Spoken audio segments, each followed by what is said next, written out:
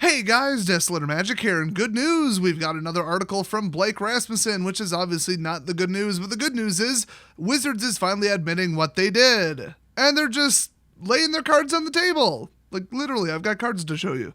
So they just jump right into this one with 2 feet. The article starts with, you might have noticed, they might as well have put comma Desolator, that collector boosters can contain, quote, one card from ...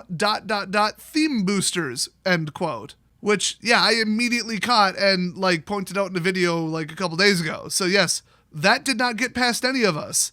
That, by the way, was listed as one of the options for the ancillary card slot in the collector's booster. So they finished that with, which is a bit new and different since theme boosters have in the past merely been collections of cards in the main set.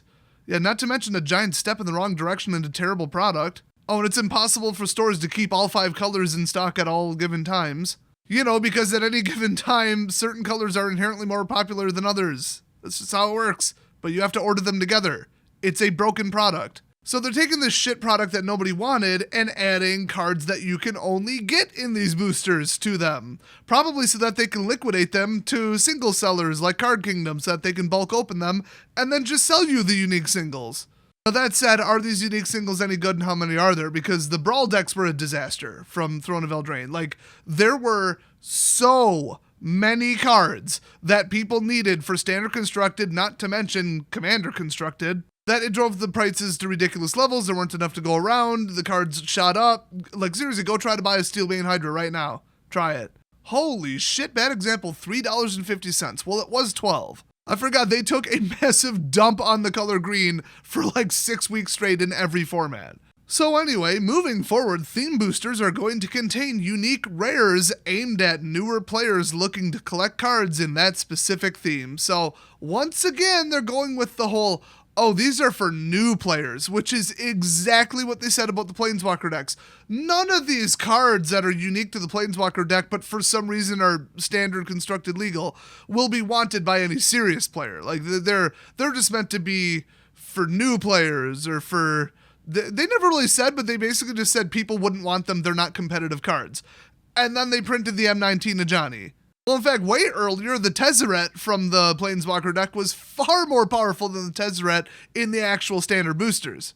And they kept upping the power and upping the power and upping the power. So now they're doing it with theme boosters. So one other stupid product that you, quote, have to buy. I know that's not entirely true, but that's what they're going for. That's the strategy here. We do not need another one of these, Wizards. So for Theros Beyond Death, we're sticking with theme boosters based on colors, which you shouldn't do. But who knows what themes we could roll out in the future. Well, whatever it is, they're not going to sell evenly. It doesn't even matter if you make them 2 color, 3 color, 4 color, 5 color. They're not going to sell evenly. It's an inherently stupid product. So each theme booster will come with 35 cards from Theros Beyond Death. And by the way, 1.1 rares. Because they knew that if they just included 1 rare, people would say, yeah, that's the shitty overpriced booster that, yeah, they're all 1 color, but it's just filler crap. Because, everybody knows you could go to your LGS, and if they sell singles at all, they will have every common and in all likelihood every uncommon that you could possibly need. Just buy them there and support your local gaming store. All you should care about from a booster is the rares, and once you open a certain number of boosters, the fact that even you personally would own 4 of every common and uncommon is a given at some point, and if it's not, it's a given that your store would have it, and if it's not, get them online for 25 cents a piece, which is also a given. So taking 1 rare and giving people 34 commons and uncommons is stupid. I do like that they're color locked though. If you're I'm a white player, I play white, I like white, especially if you're new to the game and you're obsessed with 1 color, because that always happens. I could see somebody saying, I don't want 5 colors of cards, I want 1 color of cards. I want to upgrade my white deck. I want to upgrade my white-black Planeswalker deck, so I only want to buy white and black cards, even if they're semi-random. But getting 1 rare is stupid, so they upped it to 1.1 rares, so 10% of the time you'll get another rare. Wow! Or mythic, I should say. It's the rare slot. But apparently that didn't sell a damn thing, or this was the plan the whole time to kind of, creep into this. But yeah, those rare or mythic cards that you could get can be a card from the set, or one of these unique theme booster rares. So let's take a look at them. First, we've got Albino Thanos. Wonderful. Grasping Giant. So it's a 5/7 for 6. Creature giant with vigilance, okay, and when it becomes blocked by a creature, exile that creature until this leaves the battlefield. This is Godsend in creature form, one of the most powerful artifact equipments in the history of the game. Oh, these might only be attractive to new players, or people who like to win games, who like to build powerful decks that crush the living shit out of their opponents. Yes, this costs 6, so it's not for everyone and not for every deck, but holy shit, it's literally Godsend. A 5/7 that basically isn't blockable by anything. You can't throw a 1/1 Death Toucher in front of it. In fact, I'm not even sure that if it's triple blocked that it wouldn't exile all 3 the way it's worded.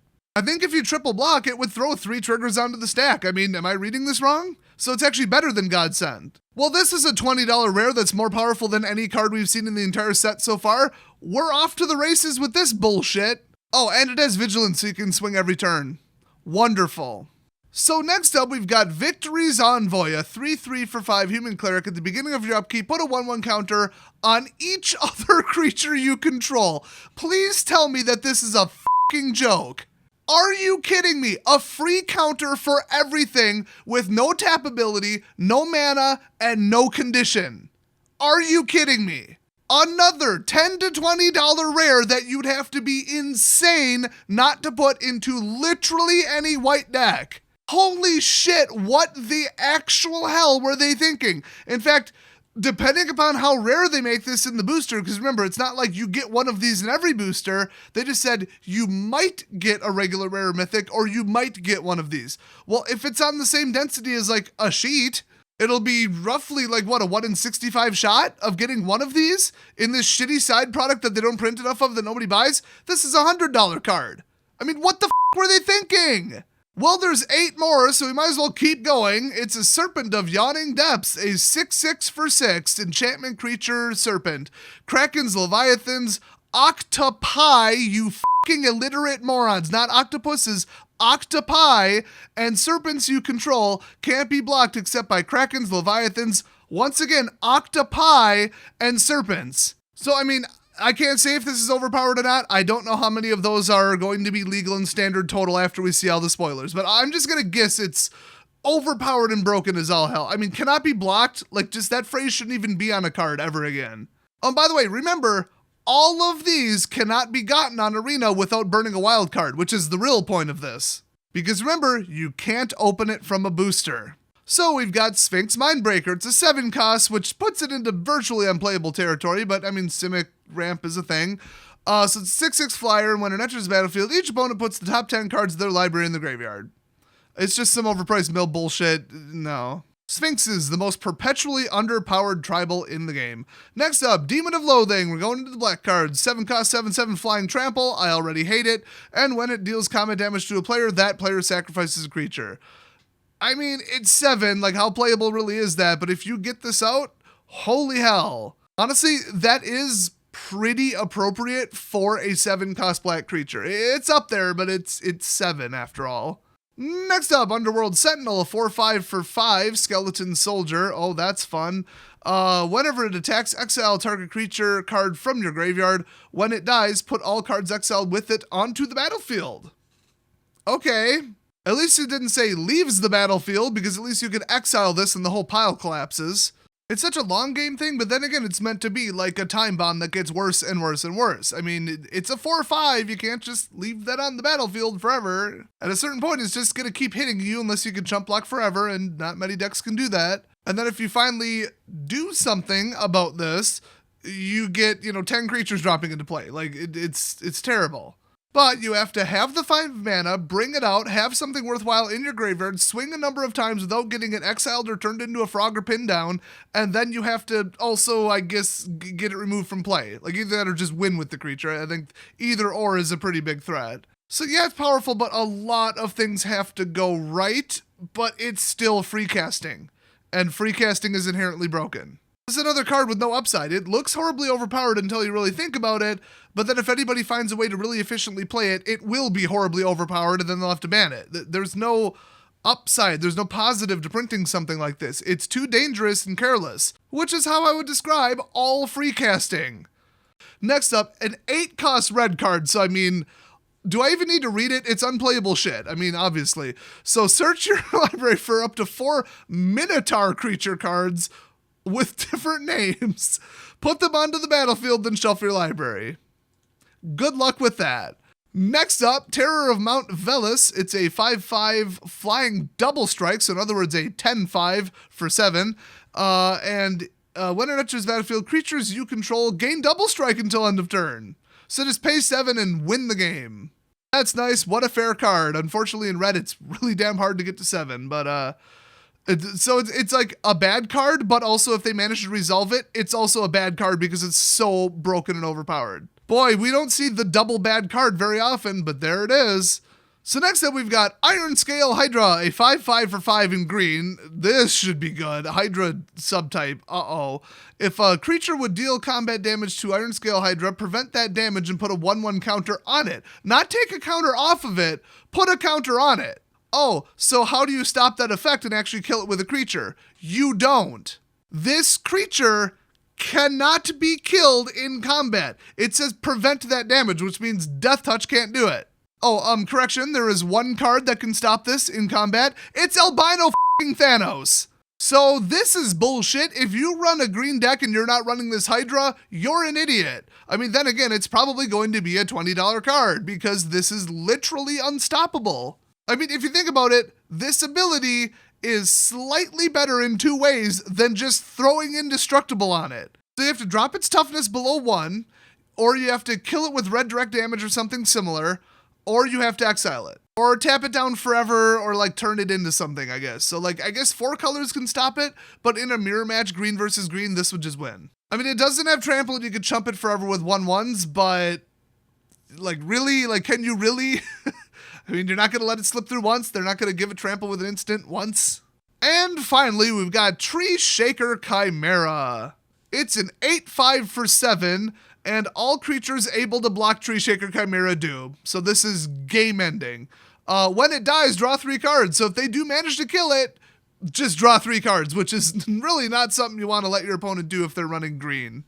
I mean, you would just replace this with like 3 other creatures, basically. I mean, it's crazy. So what they've done is take the absolute top tier, tier 1 competitive absolute stars of constructed standard for this entire set and throw them into this bullshit side product so that you have to buy it instead and pay more money and get a bunch of fucking useless cards you don't need. And we don't know the probability that you pull these at all because they're being completely cryptic about it, which actually is not legal in certain countries. So let me head over to a little hidden website they don't want you to know about and see if they posted it yet, because day 1 that this goes on sale, they have to tell you. Okay, here we are on the probability disclosure document, and the word theme does not occur anywhere on it. So they are going to be violating several states and countries' laws if they do not post the probability of pulling these cards by the release of this set. So remind me to follow up on that. Probably on top of making these literally the most powerful cards in the set by a long shot, they probably also made them rarer than pulling a normal rare. Okay, some of them. Apparently I need to clarify. Some of these cards are unplayable garbage. But there's at least 3, maybe 4 that if you think they're not standard playable, you're an idiot. And not just playable, like the pinnacle of the deck. Like they are the star of the deck. They are the game winner. It would almost be worse if they made these more common, because then you would just like buy a ton of these to get them. And, then everybody'd be like, oh, I'm getting the best card ever. But they would print, quadruple the volume of like a normal rare, maybe if they made enough. I kind of doubt it, but you never know. And then the market would be flooded with them. And still, I mean, honestly, I don't want to see about 5 of these 10 cards in constructed. They're just too good. I knew that with this and what we have heard described about Ikoria, you are going to run creature removal, and I mean good creature removal, or you are going to lose. That's what the whole game is going to just devolve to. And we're talking because of legality for this rotation and the next rotation, because these cards will still be legal if I'm not mistaken. So any deck you run that does not have creature exiling or really damn good creature deal with it cards like Frogify, you don't stand a chance in hell of winning. You can't stop Grasping Giant, you can't stop Iron Scale Hydra, you can't stop the Chimera, you can't stop the Sentinel, you can't stop the Demon, you can't stop the Serpent. Now, who knows if any of those will find a deck to put them in. Every one of these cards costs 5 or up. But they're worth it. So, I mean, they won't initially feel as disruptive as like a 3-cost like Chain Whirler or Steel Leaf Champion or like a Steamkin or like a 4-cost Torbran. But when they do come out, mid-game, the game is over. And that's ridiculous. It's like, remove these immediately or lose. I hate cards like that. Unless they cost like 7 and up, then it's like, oh, okay, I mean, whatever. You got to 7, you drew the card on time, the game has to end eventually, good for you. But then there's the free casting Fires of whatever the Anvil bullshit card. You can just take 2 of any of these and just chuck them out every turn for free, because since 2017, costs don't mean a damn thing in Magic. There has always been a free casting option since 2017. Look it up. Every set, every standard cycle. My number 1 prediction right now is that Selesnya Semi-Flood with late game bombs and Semi-Ramp is going to just dominate. Absolutely dominate. It's going to be primarily white, and most of the green will just be Selesnya, dump stuff, and Might of the Masses. That seems to me like it'll be the number 1 deck right now, but, I mean, board wipes, so will they leave themselves that wide open? I don't know. But that deck just, in a vacuum right now, not considering what else might be in the meta, way too powerful. I mean, the card Might of the Masses is too powerful, let alone, like, all the support and white counterspells, aka God's Willing. Oh, and green counterspells, which is Veil of Summer. Although it is color locked, so it's useless, 40, 50, 60% of the time? So anyway, this is quite possibly the most aggravating, broken, greedy, money grab horseshit that I've seen ever since I started playing the game. Ever. Literally ever. This is the number 1 worst thing and most blatant, greedy bullshit I have ever seen from Wizards of the Coast since I started playing Magic the Gathering. That's how bad this is. To take the most powerful cards in this set, lie to our face and say that it's only for new players who might be interested in this product anyway, and then sell them to us in a separate booster that we don't want for more money. This is literally them just screwing over arena players because you can't open any of these, so you're just gonna have to burn more wild cards while you're opening bullshit you don't want, while simultaneously effectively upping the cost of a booster. Like, for paper. They know that people would, like, just have their heads if they actually upped the per booster cost. Although they effectively did, and they did it right after they got rid of MSRPs. So they already did that, but it was a couple cents. So nobody really caught on to that, apparently. Made a big story about it. But now you have to pay, I don't even fucking remember the MSRP on these. I think they're like 50 cents or $1 more or something for these boosters just to have a chance of getting the best cards. Or you could be a broke-ass, peasant and open the normal boosters, and then you'll just have to pay cash for these or trade for them or get them online and not support your local store or something. Who knows? Not their problem. They don't care. You didn't give them enough money, so now they don't care about you. This is such bullshit. I wasn't even going to do this because I know what they're going to say, but let's just briefly hop over to Reddit. Let's see. Yep, there's the first post about it. It's a Reddit post of a tweeted reply from Tolarian of another tweet from Bibliovord Orc or something like that. Haha, an orc that can read. How ironic and unexpected. Clever name. And they tweeted with a lot of likes. Like, seriously, I've never heard of this person that got a lot of likes. The accelerating proliferation of standard legal cards which are not obtainable in regular draft packs may be my least favorite MTG product trend of the last several years. Amen. I literally could not have said that better. I'm just a raging chimp throwing shit on the internet. Like, this is an orcish librarian, according to their Twitter handle. That was very well said, well thought out, and well typed. Probably because of the character limit. And Tolarian replied because, seriously, he will be first in line to call out Wizards on their bullshit these days. Like, I can respect that, but not him as a person. Agreed. Now theme boosters are getting exclusive standard cards. Wish we'd stop going to this well. Yeah, that's what it is. It's like a money sink. It's a well. It's them saying we need more money. Cut all the stops. What can we do? Break glass in case of emergency. Oh, let's pull this horse shit. And they kind of dipped their toes in the water with the gift packs and the Planeswalker decks, and now they're just diving in head first. They're like, fuck you, have a $20 card, and you're going to buy it from this bullshit booster that's overpriced with a bunch of filler jank you don't need because fuck the environment and fuck trees. I don't feel like bleeping all that. They only detect it in the first 30% of the video anyway. And the Reddit post title, because this is an order of spiciness, says, Theros, now with more exclusive standard cards and non-regular boosters, bullcrap. This is getting ridiculous and needs to stop. Oh, I'd read the comments, but I already know what they're going to say. I took a peek and there are some morons, absolute morons, saying that these cards aren't good enough to be playable. What? How much crack did you do before you posted that?